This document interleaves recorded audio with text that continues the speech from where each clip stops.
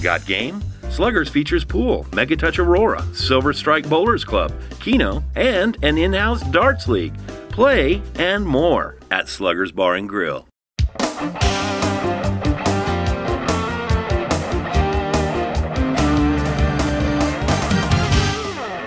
Welcome to End Zone Online. I'm George Ayub with Bobby Mills, the 1,000-yard guy. We are at Northwest High School, Viking Field, on a beautiful fall morning. There's a lot of baseball in the air, but we're here to talk about high school football as we do on End Zone Online every week. The four local teams are in action on Friday night. Grand Island Senior High lost to Lincoln North Star, a good North Star team, only beaten once this year, 35-14. I'm going to have you talk about that Northwest Aurora game because that was something. Northwest goes to Aurora and wins 54-0. I had to double check that score when I saw it online. It was amazing. Grand Island Central Catholic wins 28-14 over Central City, remains undefeated. Heartland Lutheran took one more on the chin to Cedar Valley, and they go to 0-6. So tell us a little bit about you were at the Grand Island Northwest Aurora game, Bobby. Right, and I think Denton was there also, and when he left, it was 20-0 at halftime, and I don't think he had any idea what was going to transpire in the second half. But no predictions from you, right? I have been on a lot of sidelines in my life, and I have never missed a state football final at Memorial Stadium, and I have not felt the electricity and the confidence and just the aura of that sideline that I've felt Friday night. And the defensive scheme that Northwest came up with 2 weeks in a row, I might add, was so efficient. And, you know, Coach Stein complimented that defensive scheme. They shut off everything Aurora did. Right. Aurora did end up with some passing yards. The yardage difference, total yards, the discrepancy wasn't that bad. But still, nobody beats Aurora 54-0. Right. We know that. So what a dominating game. Yeah, the 54, while, you know, that's a lot of points for Aurora to give up, I was more shocked at the 0 because, you know, Northwest has been getting it done with a potent offense. Zach Rose with a great set of receivers. The defense has played well, but to see that goose egg, I was shocked. I was not aware that, well, the only reason I know that their defense must be balanced, it's not all Connor Eberhardt. And, you know, that bears out because he missed a game or whatever. But when you go through the defensive stats for the year, they don't have anybody in there. There is nobody that sticks out. So they're very well balanced. Every one of those players just pursued to the ball.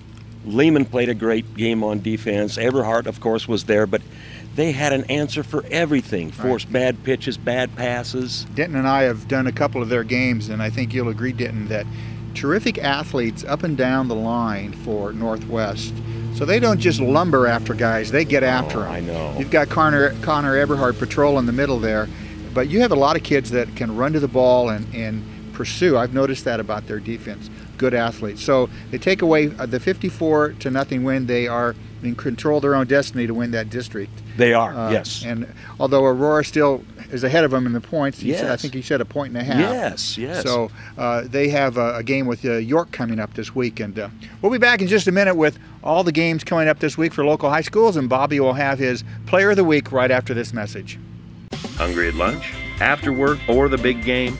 Sluggers features charburgers, brats, and chicken from the grill, corn nuggets, poppers, fries, and onion rings from the fryer. And don't forget about the daily specials. Eat and enjoy at Sluggers Bar and Grill. We are back with End Zone Online. George Ayub with Bobby Mills. Bobby, who's the Player of the Week? Player of the Week. Anybody from Northwest could have been the Player of the Week, or any group, but I'm going to pick Kyle Bachman, the running back. He responded, I think he only had 329 yards coming into the game because of their passing attack, 130 yards in 25 inspired carries, I might add. What a game he played.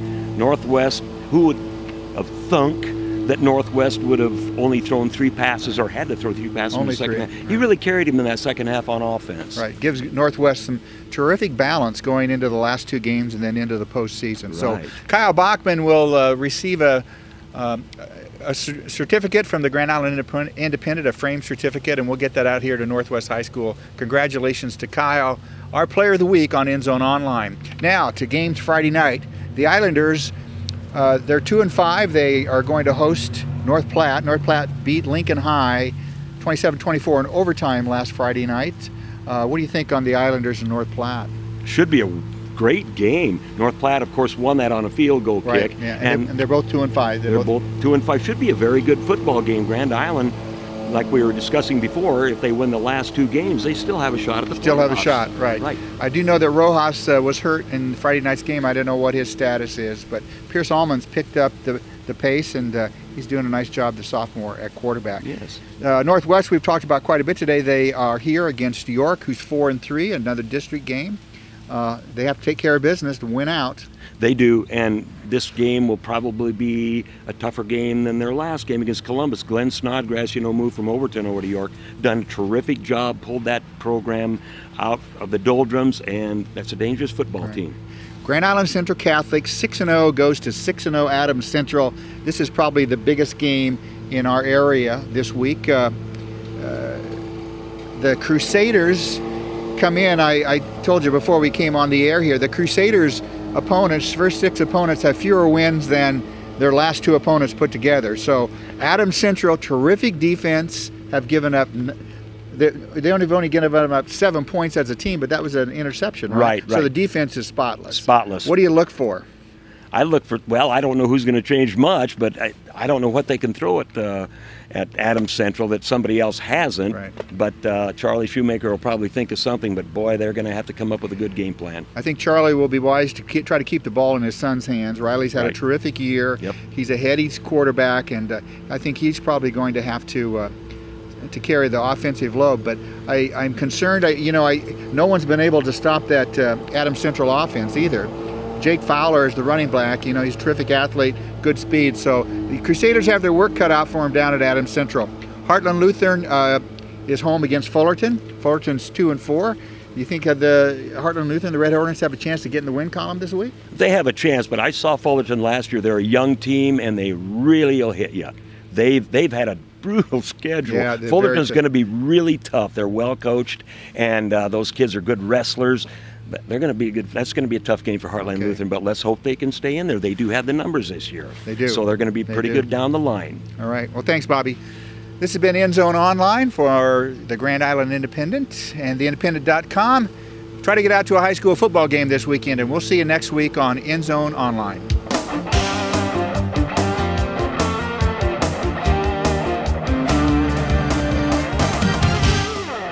Want to catch the game or relax to your favorite music?